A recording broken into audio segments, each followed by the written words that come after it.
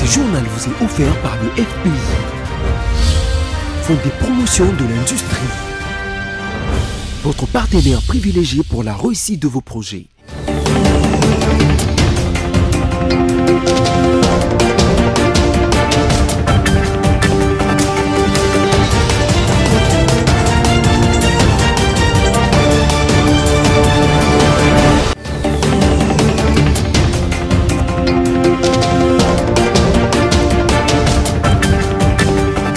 Merci de choisir BC Télévision, c'est l'heure de vous informer. Le président de la République, Félix Tshisekedi, après avoir visité les centres de prise en charge des malades à Covid-19, a inspecté les travaux des sauts des moutons à Kinshasa. Une satisfaction s'est dégagée à l'issue de cette visite. Pendant ce temps, le nombre de cas testés positifs de coronavirus ne fait que grimper et à ce jour, le cumul fait état de 897 cas testés positifs. Enfin, les détracteurs de Patrice Kitebi du FPI ne faiblissent pas leur sale besogne pour couler ce dernier de la direction de cette entreprise suite à ses œuvres patriotiques.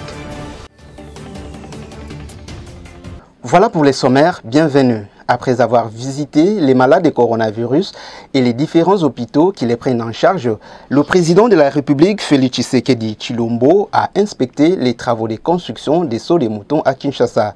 Le constat est satisfaisant car les travaux avancent à pas de géant malgré les contextes sanitaires actuels.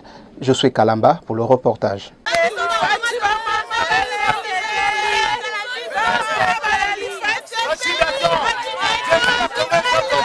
Sur le chemin de retour après la visite de quelques hôpitaux accueillant les malades de Covid-19, le président de la République Félix-Antoine Tshisekedi Tshilombo a visité les travaux du saut de moutons au niveau du carrefour du quartier des Bonhommes sur le boulevard Lumumba.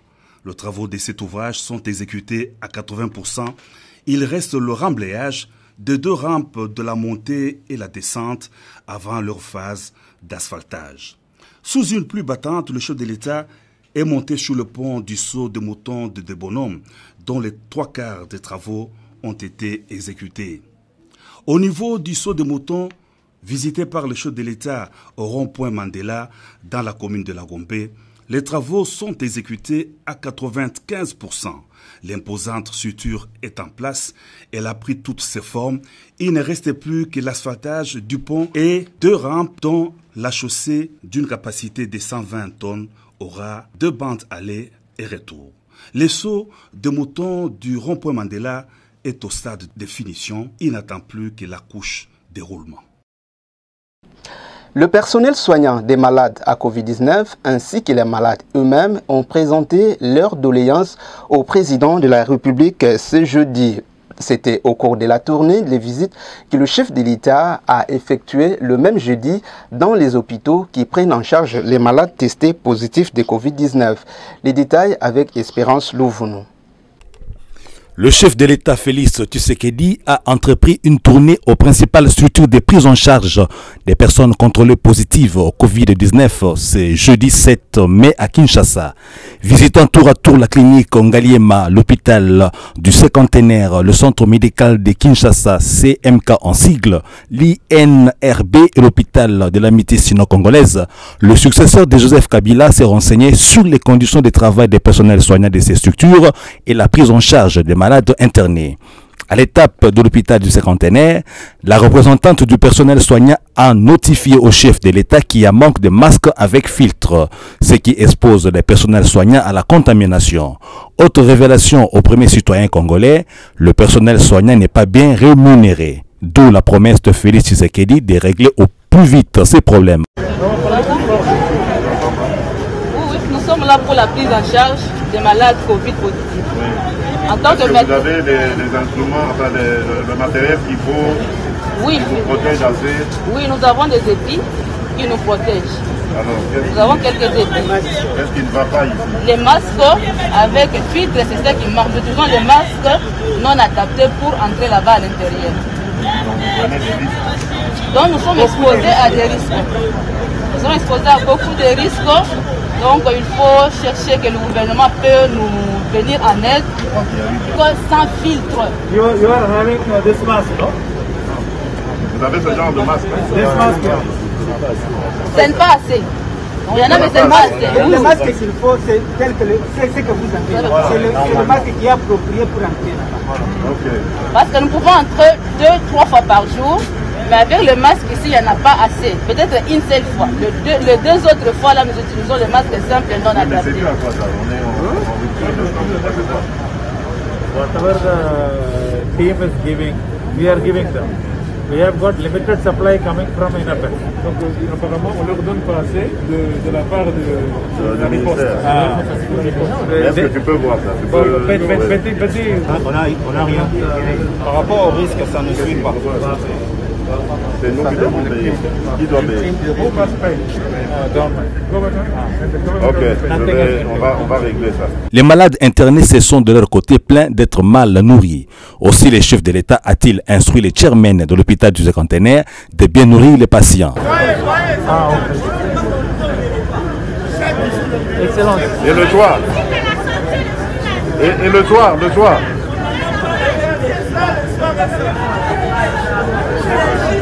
Excellent, je m'excuse beaucoup.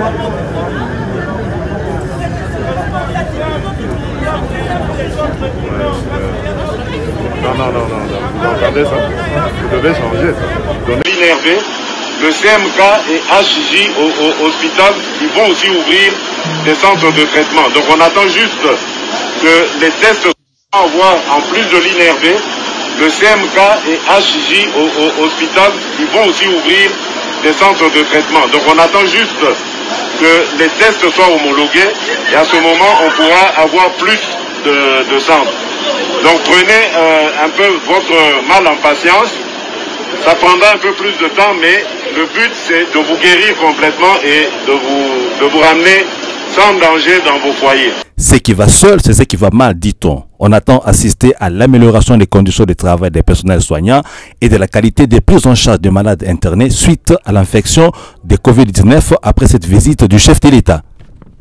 Depuis sa déclaration en République démocratique du Congo le 10 mars 2020, le coronavirus ne sait que poursuivre sa propagation. À ce jour, le cumul fait état de 897 cas testés positifs, 36 décès enregistrés et 119 personnes ont été guéries. C'est un reportage signé Stella Achema.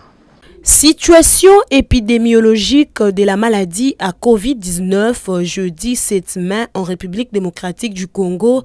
Le cumul est actuellement de 897 cas confirmés. Au total, il y a eu 36 décès et 119 personnes guéries. Les 7 provinces touchées sont Kinshasa avec 844 cas, le Congo central 29 cas, le Haut-Katanga 10 cas, le Nord Kivu 7 cas, Sud Kivu 4 cas, Ituri 2 cas et Kwilu avec 1 cas. Rappelons que le chef de l'État, Félix Tshisekedi, a effectué jeudi 7 mai 2020 une visite guidée du nouveau laboratoire à l'Institut national des recherches biomédicales à Kinshasa, accompagné de son épouse, la première dame Denise Nyakero. L'état d'urgence sanitaire est prorogé pour 15 jours à dater du jeudi 7 mai 2020. Cette décision prise par le chef de l'État à travers l'ordonnance présidentielle qu'il a signée ce même jour fait suite à l'adoption par l'Assemblée nationale d'une nouvelle loi portant prorogation de l'état d'urgence sanitaire. Suivez. 2 ordonnances signées par le président de la République ont été lues hier sur les antennes de la radio-télévision nationale congolaise. Il s'agit de la prorogation de l'état d'urgence sanitaire. Il envoie en retraite de plusieurs généraux FARDC. L'état d'urgence sanitaire est prorogé pour 15 jours à dater de ce jeudi 7 mai. Ces décisions prises par le chef de l'État à travers l'ordonnance présidentielle qu'il a signée le même jeudi fait suite à l'adoption par l'Assemblée nationale de la nouvelle loi portant prorogation de l'état d'urgence sanitaire. Les 62 députés nationaux physiquement présents dans l'hémicycle et 280 députés connectés par vidéoconférence ont jugé utile de proroger l'état d'urgence sanitaire au cours de la plénière du jeudi 7 mai. Cette nouvelle loi prorogeant l'état d'urgence sanitaire a été proclamée par l'ordonnance numéro 20/014 du 24 mars 2020. Selon l'auteur de la proposition de loi, Mbosonkodia Mpwanga Christophe, Au regard des recommandations du comité multisectoriel de la riposte contre le Covid-19, la loi votée le 23 avril dernier n'aura plus d'effet à partir de ce vendredi à minuit. Conscient de cette situation, j'étais obligé de proposer une nouvelle loi. C'est ce qui a été fait, a-t-il précisé. La motivation première est de protéger la population contre cette maladie mortelle. Rappelons que le 5 mai dernier, le président de la République avait saisi à nouveau l'Assemblée nationale pour une nouvelle prorogation de 15 jours. Une vingtaine de généraux des forces armées de la République démocratique du Congo ont été envoyés en retraite après plusieurs années de service à la nation.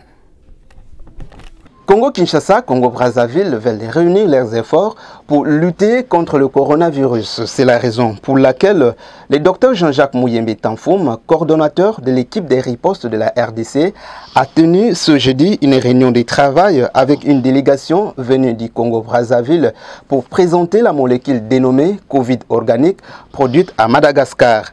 Alice Kabango pour le reportage. Selon les révélations du dernier bulletin quotidien de l'équipe de riposte au Covid-19, la République démocratique du Congo et la République du Congo ont choisi de mener une étude conjointe sur l'efficacité du médicament contre le Covid-19 appelé Covid organique produit à Madagascar. Au cours de la visite du chef de l'État Félix Tshisekedi jeudi 7 mai dans le locaux de l'Institut national de recherche biomédicale INRB, le chef de l'État a vu le lot de Covid organique réceptionné par la République démocratique du Congo. Félix Tshisekedi, à l'heure de cette visite, félicitait son homologue malgache pour la mise sur pied de ce remède contre la maladie à coronavirus le 22 avril dernier. Après l'Assemblée nationale, le Premier ministre Sylvestre Ilunga Ilunkamba est attendu au Sénat pour défendre la gestion de la maladie à coronavirus par son gouvernement. Cette annonce a été faite par le président du Sénat, Alexis Thambwe Mwamba. Les détails avec Stella Achema. Le président de la Chambre haute du Parlement, Alexis Thambwe Mwamba, a annoncé que le Premier ministre Sylvestre Ilunga Ilunkamba sera à son hémicycle la semaine prochaine. Il sera question de débattre avec les sénateurs de la gestion de la pandémie à Covid-19 en République démocratique du Congo. Le Premier ministre interviendra à la suite d'une question orale avec débat lui adressé par les sénateurs Jean Bakomito, vice-président de la commission politique, administrative et juridique de cette chambre. Ces derniers, auteurs de la dite question, dit vouloir avoir des explications et d'autres détails sur ce qu'est fait et compte faire le gouvernement congolais face à la pandémie de coronavirus. Ils ont mis un peu d'eau dans leur vin. C'est le président du Sénat, Alexis Thambwe Mwamba, et sa collègue, la sénatrice Bijou Goya, au sujet de l'escalade verbale qui a eu lieu lors de la plénière dans cette chambre du Parlement. Au cours de la plénière de ce jeudi à la Chambre haute du Parlement, le président Alexis Thambwe Mwamba s'est dit désolé pour tout ce qui était arrivé. Et en réaction à l'excuse du président de la Chambre haute du Parlement, la sénatrice Bijou Goya, qui a également présenté ses excuses, a reçu un bouquet de fleurs de la part du bureau. Reportage signé Stella Achema. Collègue Goya, au moment de l'ouverture de la pré-campagne, la paix de Brave a eu pour cadre ce jeudi 7 mai 2020 la Chambre haute du Parlement de la République démocratique du Congo. Tout est bien qui finit bien du temps. Après une semaine de bruit, le président de cet hémicycle, Alexis Thambwe Mwamba, et la sénatrice Bijou Goya se sont réconciliés. Le Sénat a vu les deux élus se livrer à un pugilat verbal. Une semaine plus tôt, un clash est parti de l'initiative de la sénatrice du Haut-Katanga de voir clair dans la passation de marché ayant donné lieu à la modernisation de l'hémicycle du Sénat. Lors de la plénière du jeudi 7 mai 2020, le président du Sénat s'est dit désolé de ce qui s'est passé. Par la suite, le bureau a remis un bouquet de fleurs à la sénatrice Goya, laquelle à son tour a présenté ses excuses à l'Assemblée, épiante donc au Sénat. Difficile d'être appelé Patrice Kitebi en ce moment, alors que le Fonds de promotion de l'industrie est en train de recouvrer plus de 150 millions de prêts consentis par ses anciens comités de gestion. Des acteurs nostalgiques lancent une campagne de diabolisation des gestionnaires actuels du FPI. Et pourtant, Patrice Kitebi est à ce jour un modèle de la gestion de la chose publique. Pourquoi alors s'acharner contre ce digne fils du pays qui ne sait que servir le peuple congolais et prouver la confiance placée en lui par le chef de l'État, Félix Tshisekedi Tshilombo? La réponse dans cet élément de réflexion de la rédaction. La pratique sociale étant le seul critère de la vérité, il se trouve qu'à ce jour, le FPI, avec Patrice Kitebi en tête, subventionne plusieurs projets d'intérêt public. Et c'est à cause de ces réalisations à impact social visible que Patrice Kitebi s'attire la foudre sans pluie de ses détracteurs tapis dans l'ombre, dont la plupart s'est recrutés parmi ses prédécesseurs. Sinon, qu'est-ce qui expliquerait cet acharnement suspect sur les DG du FPI, dont la touche contente plus d'un agent? La devise du DG du FPI, placer l'homme qu'il faut à la place qu'il faut. Lorsque les auteurs de la plainte contre Patrice Kitebi Kiboalamvoul mettent dans leur dossier la rétrogradation de certains agents, des sources sur place au FPI rejettent ces griefs qu'elles qualifient de fantaisistes. L'actuel DG du Fonds de promotion de l'industrie, à son arrivée aux affaires, a trouvé une mise en place calquée sur les modèles claniques. Il fallait donc mettre un terme au népotisme, au clientélisme politique et au villagisme considérés à juste titre comme des antivaleurs. L'actuel DG ne pouvait qu'agir dans le sens de placer l'homme qu'il faut à la place qu'il faut.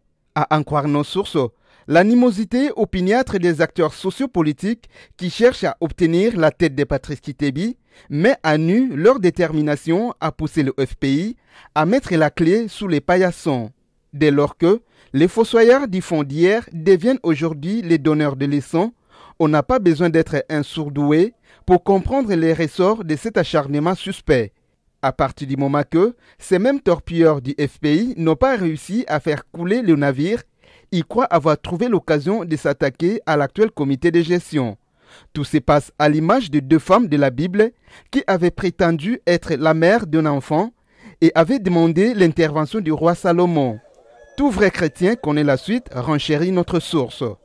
Tout bien considéré, la campagne de déstabilisation de l'actuel comité de gestion du FPI, établissement public à caractère financier, fait le panorama du fonctionnement de ce dernier au point de provoquer un énervement collectif dans les milieux du personnel du fonds. Si aujourd'hui le FPI s'est trouvé dans l'obligation de mener une campagne de recouvrement forcé, c'est justement à la suite d'une gestion antérieure laxiste qui avait fait que les fonds soient confondus avec un bien privé, a commenté une source. Autre chose à présent, la division provinciale des cadastres de Bukavu dans le sud Kivu a un nouveau président. Il s'agit de Jackson Mwendanga qui remplace Sadate Kassigwa au poste de conservateur des titres immobiliers de Bukavu 1. L'équipe de BC Bukavu qui a assisté à la cérémonie des remises et reprises nous donne les détails.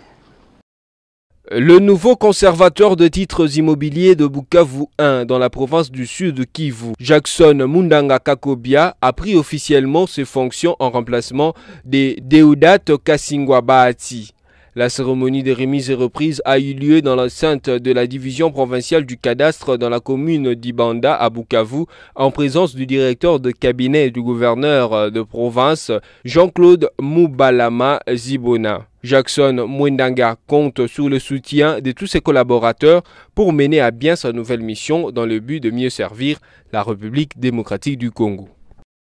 36 mois est le délai retenu par le comité de pilotage chargé de réfectionner l'aéroport international d'Ndjili. Plusieurs mois après le lancement de ces travaux, que pouvons-nous retenir de ces infrastructures? Images et commentaires.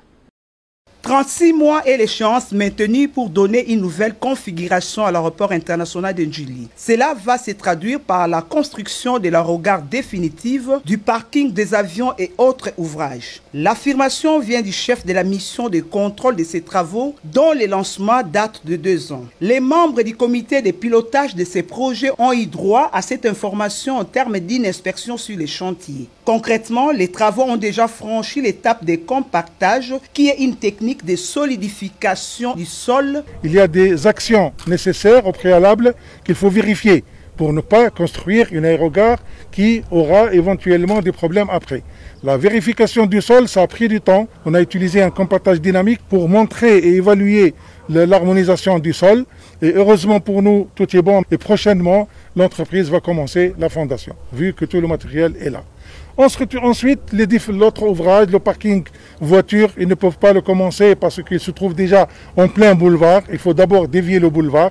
Et là, on a un planning pour ça. Normalement, 36 mois, l'entreprise va terminer ce projet. Et donc voilà, on peut dire qu'elle est très bien avancée. La réunion d'évaluation qui a précédé cette descente a permis aux membres du comité de pilotage de ces projets d'avoir l'esprit net sur l'évolution des travaux réalisés suite à la compte des 20 millions de dollars américains mobilisés par le gouvernement congolais sur sa quote-part de 54 millions de dollars américains. Connue pour ses œuvres caritatives, une délégation de l'ONG Initiative Plus OLK, conduite par sa conseillère en communication Angèle Kanam, a remis des matelas et des draps à quelques orphelinats de Kinshasa. Question d'aider les orphelins à bien passer la nuit pendant la saison sèche qui s'approche. Stella Hachema encore signe ce reportage. La saison sèche pointe à l'horizon et la présidente de l'ONG Initiative Plus OLK, Marie-Olive Lembe-Kabila, a tourné son regard vers les orphelins, les dotant des kits nécessaires pour les mettre à l'abri de maladies saisonnières en cette période de poursuite du confinement suite à la pandémie de coronavirus. L'épouse de Joseph Kabila Kabange a dépêché d'urgence une délégation de membres de l'ONG Initiative Plus OLK conduite par sa conseillère en communication, Madame Angèle Kanam, afin de procéder à la remise de matelas, médicaments, draps et de biens à usage individuel dans quelques orphelinats de Kinshasa. Selon Madame Angèle Kanam, c'est le coup d'œil d'une mère. Marie-Olive Lembe-Kabila ayant remarqué les mauvaises conditions dans lesquelles les orphelins dormaient, dont la plupart à même le sol. C'est en jetant un coup d'œil, l'œil d'une mère, qu'elle a pu remarquer qu'il y avait un problème de literie. Et c'est dans ce sens-là qu'elle s'est dit, la saison sèche arrive, il faut protéger les enfants contre les froids. Un motif de joie pour les bénéficiaires de ces dons qui n'ont pas caché leur joie immense. Reconnue par ses œuvres caritatives et ses actions humanitaires, Olive Lembe-Kabila est habituée à redonner les sourires à ses orphelins. Fin de ce journal, mais avant de vous quitter, en voici le rappel de titre. Le président de la République, Félix Tshisekedi, après avoir visité les centres de prise en charge des malades à Covid-19, a inspecté les travaux des sauts des moutons à Kinshasa. Une satisfaction s'est dégagée à l'issue de cette visite. Pendant ce temps, le nombre de cas testés positifs de coronavirus ne fait que grimper et à ce jour, le cumul fait état de 897 cas testés positifs. Enfin, les détracteurs de Patrice Kitebi du FPI ne faiblissent pas leur sale besogne pour couler ce dernier de la direction de cette entreprise suite à ses œuvres patriotiques. Ainsi s'achève complètement cette édition d'information préparée par l'équipe rédactionnelle de BC Télévision. Restez branchés pour suivre la revue de presse.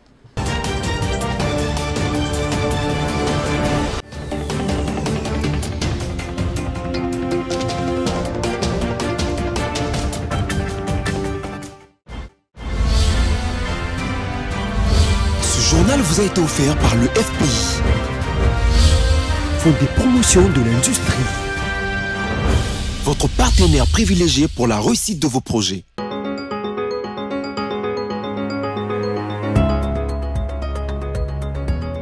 Bienvenue Madame, Messieurs à la revue de presse de ce vendredi 8 mai 2020. 3 titres à la une de journaux sélectionnés pour ce soir.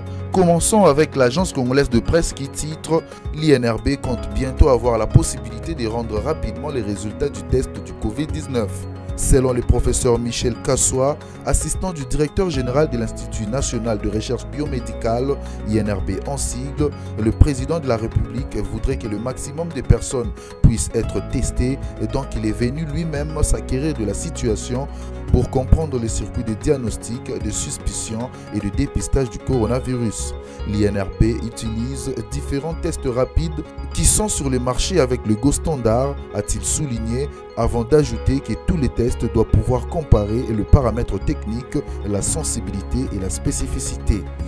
Poursuivons avec Radio-Okapi.net qui note dans la province du Kwilu l'unique malade atteint du coronavirus déclaré guéri.